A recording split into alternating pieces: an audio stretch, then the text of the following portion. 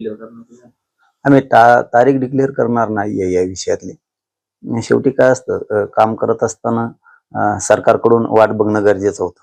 त्यांना दिलेली मुदत संपलेली आहे. कारण त्यांनी 8 पैकी 4 मागण्याला तात्काळ मंजुरी देतो म्हणून त्या दिवशी सांगितलं होतं. परंतु मंजुरी मिळालेली नाही. त्याच्यात सुद्धा 2च देऊ म्हणून सांगितलं. 4 मधल्या पण. त्यात 3ही गॅझेटियर आहेत. हैदराबादच्या गॅझेटियरसह सातारा संस्थान, बॉम्बे गव्हर्नमेंटचं गॅझेटियर आहे. तेही ताबडतोब लागू करू असं सांगितलंय. आणि शिंदे साहेबांची समितीला मुदतवाढ दिली. फक्त मुदतवाढ दिली, शिंदे समिती काम करत नाही. कुठं नोंदी शोधण्याचं काम नाही, कुठं व्हॅलिडिटी मिळत नाही, ज्यांचे प्रमाणपत्र येतं, ज्यांच्या नोंदी निघाल्या त्यांचे प्रमाणपत्र दिले जात नाही. असे आणखीन किचकट प्रश्न त्यांनी जशाला तसे ठेवले. देतील, आणि आमची विनंती आहे की द्या लवकर. नसता आमचा सुद्धा अचानक निर्णय होण्याची शक्यता आहे. आम्ही सुद्धा अचानक निर्णय घेऊ शकतो, कारण अचानक धोका देणाराला इथून पुढं अचानकच आम्हालाही निर्णय त्याच्यासाठी घ्यावा लागणार आहे. पण वाटतंय कालच्या निर्णयापासून की एसीबीसीचा असणारा निर्णय विद्यार्थ्यांसाठी एमपीसीचा त्यांनी चांगला केला. आणि त्या पोरांचा शासन निर्णय केला की एसीबीसीतून तुमची लिंक ओपन केली जाईल. आपण त्याला 31 तारीख सांगितली होती, मार्च, उद्याची. त्याच्या आत एसीबीसीची लिंक ओपन करा एमपीसीच्या विद्यार्थ्यांसाठी. बहुतेक त्यांनी ते कालच केली. त्यामुळं त्यांचा आम्ही आभार मानला, कौतुक पण केलं. विशेष करून असे शेलार साहेब असतील किंवा केंद्रीय मंत्री मोहोळ साहेब असतील, यांनी खूप ताकद लावली त्याला. आणि पाठपुरावा या दोघांनी केला, राणा साहेबांनी आणि पवार साहेबांनी, अभिमन्यू पवार साहेबांनी. या चौघांचंही मनापासून आभार आहे आणि तुमचे कौतुक सुद्धा. मात्र असंच लक्ष घालून आरक्षणाचा पण तातडीनं जर मार्ग काढला तर समाज तुमचा आभार मानायला मुंबईत येऊ शकतो. आणि ती वाट तुम्ही बघितली पाहिजे चांगल्या निर्णयाची. कारण जर मराठी तुमच्या स्वागताला कौतुक करायला मुंबईत येणार असले तर तुम्ही आरक्षण दिलं पाहिजे. आज गुढीपाडव्याच्या भारत देशातील सगळ्या हिंदू बांधवांना खूप खूप शुभेच्छा. मला वाटतं रमजान ईद पण आहे, त्याच्याही निमित्तानं सगळ्या मुस्लिम बांधवांना पण खूप खूप मनपूर्वक शुभेच्छा देतो. आणि त्यांनाही गुढीपाडव्याच्या या हिंदू नववर्षाच्या खूप खूप शुभेच्छा. दादा, एमपीसी प्रश्नाचा एक मोठा विषय जो आहे तो आता हाताळला गेलाय. काय वाटतं तुम्हाला या सगळ्या विषयाबद्दल? ते पोरांना एवढी त्या विद्यार्थ्यांना लोकसेवा आयोगाच्या अडचण येत होती की त्यांच्या 10-10 वर्षाच्या जो मेहनती होत्या, जे त्यांनी शिक्षण घेतलं, आईवडिलांनी खूप कष्ट करून एक एक रुपया घामाचा त्या लेकरांच्या शिक्षणासाठी लावला. परंतु त्यांचा विश्वासघात ज्या दिवशी त्यांना भविष्य घडवायचं त्या दिवशी सरकारकडून व्हायला लागला होता. एसीबीसीचं आरक्षण दिलं आणि त्यांनी फॉर्मही भरलेले होते, तरी पण त्यांना घाट घातला होता की तुम्ही ईडब्ल्यूएस मधून फॉर्म भरा, कारण एसीबीसीची लिंकच ओपन होत नव्हती. मग आता जर तुम्ही ते फॉर्म भरा म्हणत असता आणि ती लिंकच ओपन नसेल तर हे 100% कावा होता सरकारचा की मराठ्यांचे पोरं यातून बाजूला कसे काढायचे. पण वेळेवरतीच त्या विद्यार्थ्यांनी याविषयी प्रश्न उपस्थित केला. 1000पेक्षाही जास्त पोरं होते. मग त्या पोरांनी ज्याविषयी तर सांगितलं त्यावेळेस आम्ही तातडीनं असे शेलार साहेब जे आहेत मंत्री महोदयांना फोन करून सांगितलं की असा असा विषय आहे.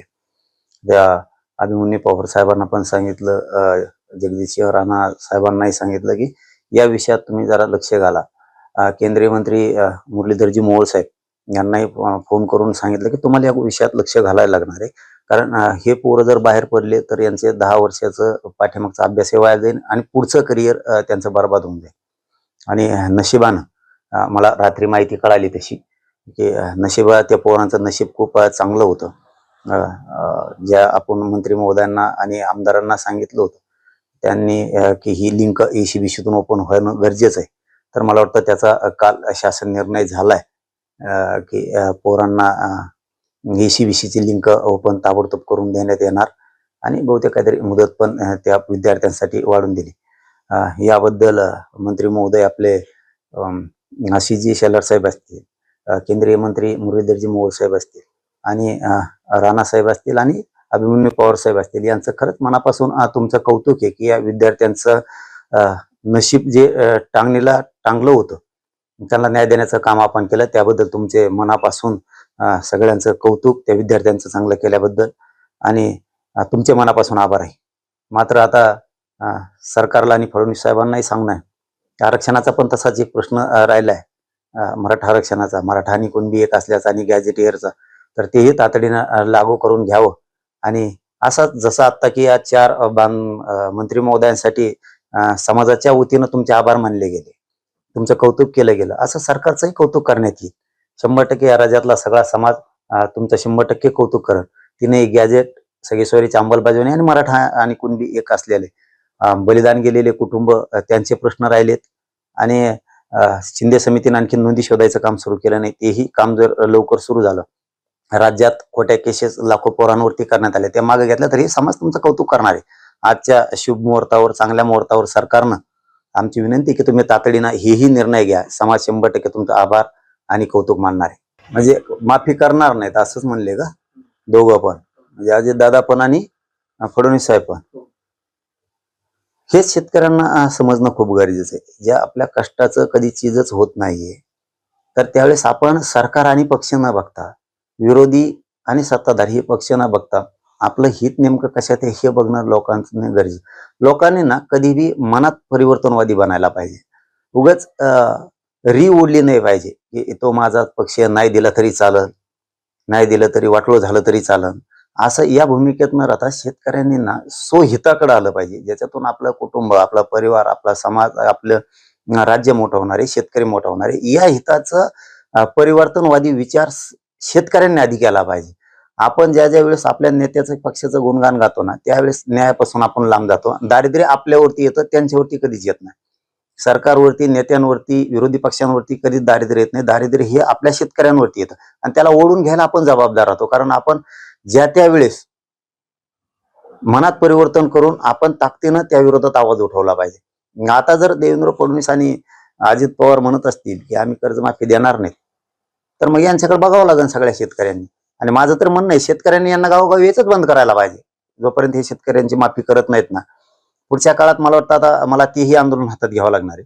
यांनी कर्जमाफीऐवजी आमचं म्हणणं आहे कर्जमुक्तीच करा तुम्ही शेतकऱ्यांची. काय त्यांच्या मालाला भाव देण्यासाठी आता कांद्यापासून ते सोयाबीन, ऊसापर्यंत आणि त्या द्राक्षापासून हे जे सगळे पिकं येतात, याला ना मालाला भाव दिला जातो ना. नुकसान झालं तर त्यांचा ना पीक विमा शेतकऱ्यांचा दिला जातो, ना शेतकऱ्यांना अनुदान दिलं जातं, नुसते पंचनामे केले जातात. म्हणजे ही घोर फसवणूक शेतकरी उघड्या डोळ्यानं बघतो.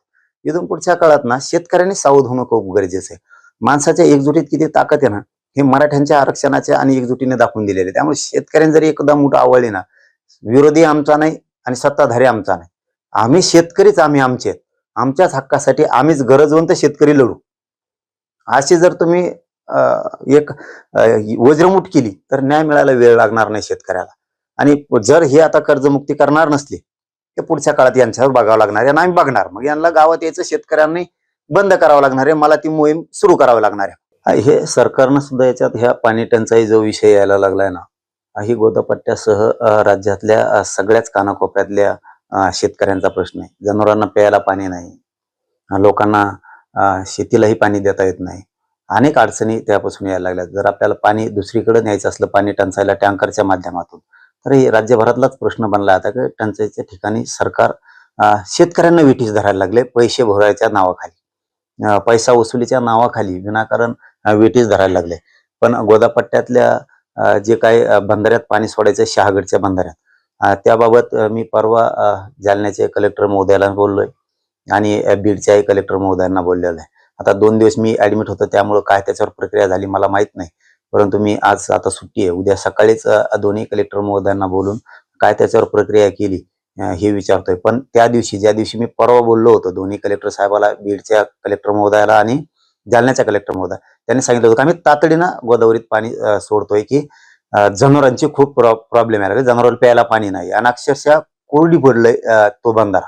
कोरडा पडल्यामुळं शेकडो गावं तिथं आता संकटात सापडलेत. तिथलं जे पशुधन आहे हे संकटात सापडले आणि शेतीचे माल सुद्धा जळायला लागले.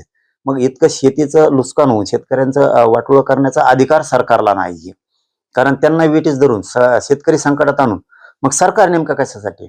लोकांना, शेतकऱ्यांना सुखाचे दिवस आणण्यासाठी आहे की शेतकरी संकटात ढकलायचे तुम्हाला? नेमका तुमचा उद्देश काय? आता बहुतेक पाणी सुटलं असं असं मला किमान वाटायला लागले.